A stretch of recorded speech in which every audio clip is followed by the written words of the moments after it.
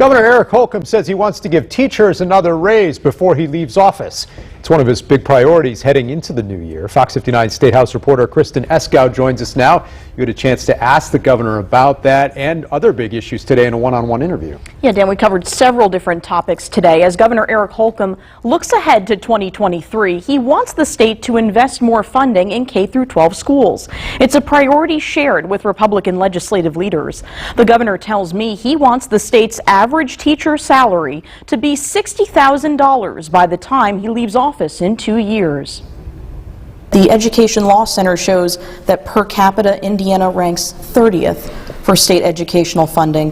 Why hasn't Indiana been able to catch up with most states for school funding? Well, we've been making progress, and if you look at the total package, compensation package, so we started many years ago, being almost 5 years ago, I came out and said I wanted to make sure the minimum was $40,000 for a new teacher, under a 1-year experienced teacher.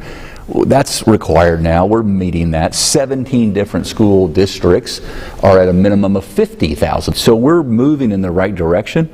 We're just not there yet, and we have the ability, I think we have the financial wherewithal, to continue to make gains and eat into that gap that you referenced. How soon do you think Indiana can get to that $60,000 average salary? Well, this will be discussed over this session. This is a budget session. It'll be my last. So I'm trying to take us from the low 50s up to as close, or if not at 60, before I leave. And that's this 2-year period. I also asked Holcomb about what could be next for his future after he leaves office. 3 candidates have jumped in the race to succeed Holcomb: Senator Mike Braun, Lieutenant Governor Suzanne Crouch, and businessman Eric Doden. Others are considering running for Braun's open Senate seat. Holcomb says he doesn't have a timeline yet for when he'll decide what to do next. So do you think you'll stay in politics, or are you open to doing something else? I don't know. I've been approached by philanthropic sector, private sector, public sector, and I don't want to take my eye off the ball, honestly. I love the job that I have. It's a privilege, it's an honor, one that I can hardly see another of this stature, and one that I would enjoy as much. And so I'm not going to think about it until I have to think about it. What are your thoughts on the candidates who have jumped in the race to succeed you? I wish them all well. I would encourage and have those who are seeking to affect state policy to share their ideas. I would just encourage them to turn the cards face up and be very transparent about, here's how I'm going to lead.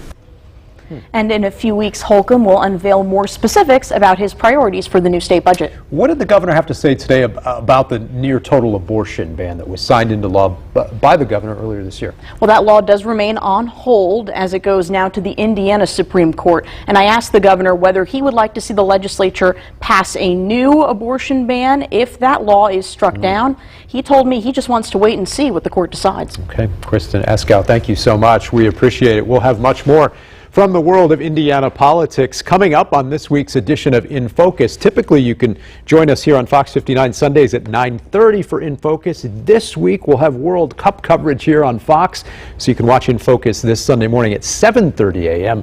on our partner station, CBS 4.